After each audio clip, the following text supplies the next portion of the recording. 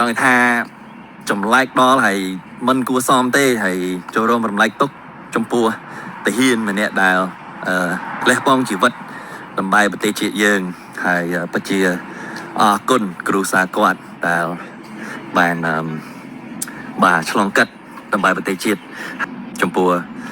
ខ្មែរនិងថៃបើថៃហ្នឹងហើយគឺការនយោបាយរឿងប្រទេសក្នុងគេឆ្លៀតឱកាសនេះធ្វើរឿងនយោបាយចិត្តនិយមមួយចំនួនហើយបើតែខ្មែរល្អមែនតើអត់មាន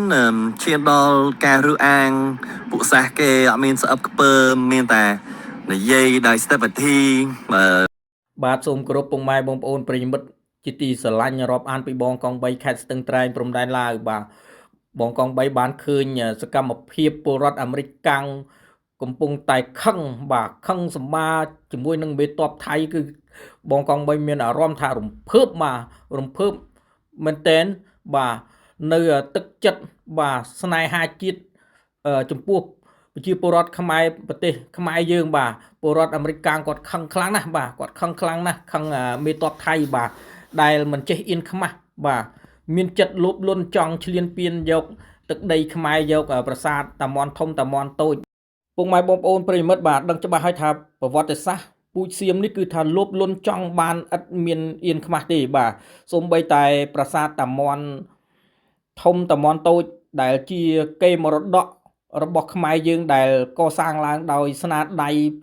ព្រះបាទជ័យវរ្ម័នទី7នោះបាទក៏ពូជសៀមនេះបាទចង់បានដោយគ្មានគេគ្មានខ្មាស់បាទសូម្បីតែពលរដ្ឋអាមេរិកកាំងក៏គាត់មានការឈឺចាប់ជំនួសខ្មែរយើងផងដែរបាទដោយឃើញសកម្មភាពសៀមបាទដោយមានចិត្តចង់ឈ្លានពានយកប្រាសាទតាមន់ធំតាមន់តូចរបស់ខ្មែរយើងដែលជាកេរមរតកដ៏មហិមាដែលជាស្នាដៃរបស់ព្រះបាទជ័យវរ្ម័នទី7កសាងឡើងនៅក្នុងសតវត្សទី11រហូតដល់សតវត្សទី13បាទធ្វើឲ្យប្រាសាទមួយនេះអស្ចារ្យមែនទែនគឺថាស្រស់ស្អាតខ្លាំងក្រៃលែងគ្រាន់តែយើងក្រឡេកឃើញនៅរូបក្បូរក្បាច់រចនាដ៏ស្រស់ប្រណិតមួយនេះមានអារម្មណ៍ថាចង់ទៅទស្សនាខ្លាំងណាស់ពុកម៉ែបងប្អូនប្រិយមិត្តអញ្ចឹងហើយបានជាធ្វើឲ្យពូជសៀមនេះបាទចង់បានលេបត្របាក់យកប្រាសាទតាមន់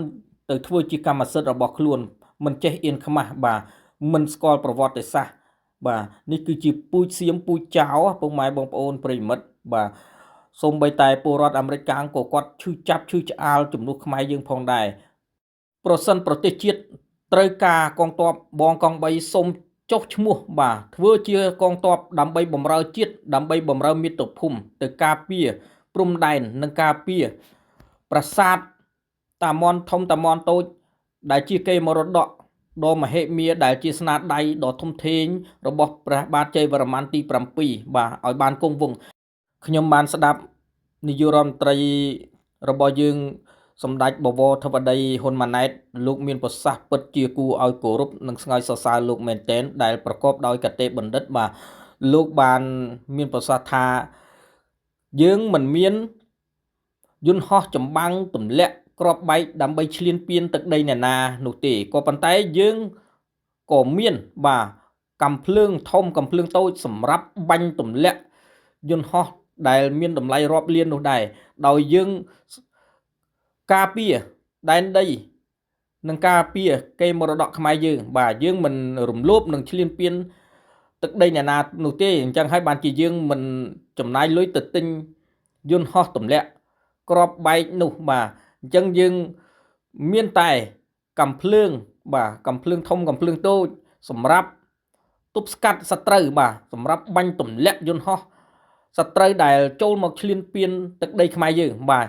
អញ្ចឹងនេះគឺជាប្រសាសន៍ដ៏ល្អមែនទែនបាទនេះគឺជាគំនិតបញ្ញាឆ្លៀសវៃរបស់លោកបាទ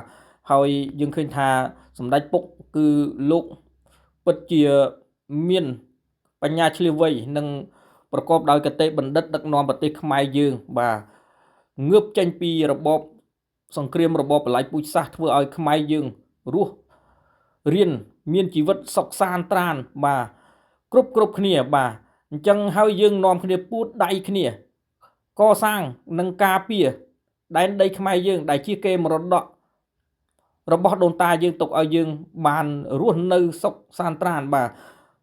ហើយខ្ញុំឃើញថាមានពលរដ្ឋខ្មែរយើងមួយចំនួនបាទជាប្រតិចដល់សម្ដេចពុកសម្ដេចនាយករដ្ឋមន្ត្រីបាទគឺថាមិនសមរម្យទេនឹងឲ្យធ្វើឲ្យបរទេសមើលងាយដល់ថ្នាក់ដឹកនាំយើងបាទគួរតែប្រើពាក្យពេចន៍ឲ្យបានសមរម្យបាទនេះជាគុណបំណាច់ធំធេងរបស់លោកហើយដែលលោកបានសង្គ្រោះខ្មែរយើងចេញពីរបបបល្ល័ង្កពូជសាសន៍បាទ សូមនិយាយថា បាទ កន្លងមកឃើញ សុខសាន្តត្រានរហូត ពីសង្គ្រាមពីឆ្លុះគ្នាជាមួយនឹងថៃសំតើឥឡូវណាអាមេរិកហើយក៏បត់ចង់ចេញមតិយោបល់តាំងពីយូរណាស់ហើយឃើញថៃ ប្រជុំរបស់សម្ដេច បើធ្វើរបៀបចង់ថាចម្លែកដល់ហើយមិនគួរសមទេ មានការជួបប្រទះនៅសង្គ្រាមណាមួយឈ្លានពានពីអ្នកដតីទេបាទអញ្ចឹងហើយលោកគឺថាមានបញ្ញាឆ្លៀសវៃយើងគួរតែគោរពនិងប្រើពាក្យពេចន៍ល្អសមគួរបាទមិនគួរណាជេរប្រតិចនឹងប្រមាថដល់នាយករដ្ឋមន្ត្រីយើងទេបាទពីព្រោះកុំឲ្យប្រទេសជាតិមើលដតីសាស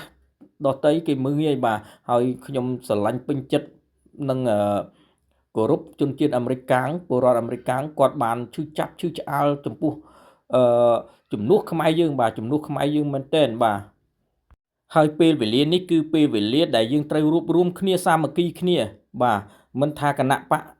ខាងណាទេបាទយើងនាំគ្នាពួតដៃគ្នាសាមគ្គីគ្នាដើម្បីការពារដែនដីខ្មែរយើងការពារកេរមរតកដូនតារបស់យើងដែលលោកបានបន្សល់ទុកឲ្យខ្មែរយើងបាទអញ្ចឹងយើងកុំនាំគ្នាខំគ្នាតែខ្មែរគ្នាឯងណាហើយនិយាយរឿងខំគ្នាតែខ្មែរគ្នាឯងនឹងចូលដល់សាច់រឿងរបស់លោកបឺតសម្រាប់ជាមួយនឹងអាកូនព្រះសូរិយាទៀតដល់ពុកម៉ែបងប្អូនប្រិមិត្តបាទនិយាយដល់ចំណុចហ្នឹងនឹកឃើញរឿងហ្នឹងទៀតណាអញ្ចឹងថាខាងប្អូនក្រុមព្រះសូរិយាហ្នឹងបាទតែងតែបង្កើតเพจថ្មីទៀតហើយយករឿងលោកបឺតសម្រាប់នឹងយកមកចាក់ឡើងវិញធ្វើឲ្យមានការច្បុកច្បល់យល់ច្រឡំបាទដោយប្អូនជាក្មេងចំនួនក្រោយមិនបានដឹងរឿងរ៉ាវទាំងអស់នោះបាទហើយចោតប្រកាន់បាទអញ្ចឹងហើយសូមឲ្យយើងចេះស្រឡាញ់គ្នាបាទគ្មាននរណាមួយយកឪពុកគេម្ដាយគេធ្វើជាម្ដាយខ្លួនឯងទេបាទនេះគឺជារឿងពិតរបស់លោកបឺតសម្រាប់ដែលជាដំណក់ឈាមពិតរបស់លោកអាត្រេសំឡេងមាសសិនស៊ីសមុទ្របាទហើយគ្រាន់តែលោកបឺតសម្រាប់បាទចេញប្រកាសខ្លួនថាគាត់គឺជាដំណក់ឈាមរបស់អាត្រេសំឡេងមាសលោកសិនស៊ីសមុទ្រធ្វើឲ្យមានការរីកចម្រើននៅក្នុងទឹកដីខេត្តស្ទឹងត្រែងបាទគឺថាអតីតផ្ទះកំណើតរបស់លោកស៊ិនស៊ីសមុទ្រគឺស្រស់ស្អាតហើយមានទាំងរូបសំណាកដល់ទៅ2ទៀតនោះផ្ទះដើមមានក៏មាននៅឯសួនច្បារមាត់ទន្លេក៏មានបាទនេះហើយគឺជាការរីកចម្រើនបាទអញ្ចឹងហើយយើងជាខ្មែរដូចគ្នាយើងគួរតែនាំគ្នា សូមនិយាយថា ហើយយើង កន្លងមកឃើញ ការពារ ពីសង្គ្រាមពីឆ្លុះគ្នាជាមួយនឹងថៃសំតើឥឡូវណាអាមេរិក ខ្មែរយើង ហើយក៏បត់ចង់ចេញមតិយោបល់តាំងពីយូរណាស់ហើយឃើញថៃ ឈឺឆ្អាលជំនួសខ្មែរយើងក៏ដែរបាទខំខ្លាំងណាស់ ចង់ថាចម្លែកដល់ហើយមិនគួរសមទេ ថៃក៏គាត់ចង់តែទាញក្បាលរ៉េនឹងដាក់ចំក្បាលឯងពុកម៉ែបងប្អូនបាទអញ្ចឹងយើងនាំគ្នាស្រឡាញ់ពួតដៃគ្នាដើម្បីការពារកេរមរតកមួយនេះបាទឥឡូវនេះសូមពុកម៉ែបងប្អូនប្រិមិត្តមកស្ដាប់ប្រសាសន៍បាទពលរដ្ឋអាមេរិកកាំងមួយរូបដែលគាត់ស្រឡាញ់ទឹកដីខ្មែរយើង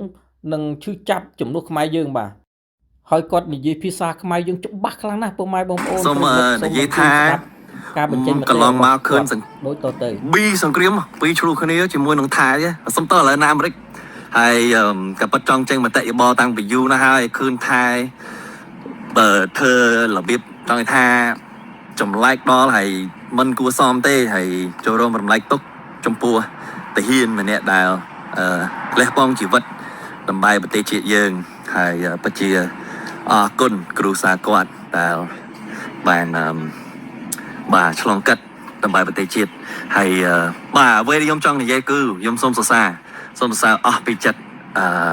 ការរួបរวมការស្រឡាញ់ការតាប់ឈ្មោះតាមុខជាមួយនឹងគ្នាចង់ថាប្រហែលសប្តាហ៍ខ្ញុំតាមព័ត៌មានរងថ្ងៃអនិដ្ឋានរងថ្ងៃធ្វើម៉េចកុំឲ្យវាដល់ ស្ថានភាពដែលឈានដល់ការប្រើអាវុធ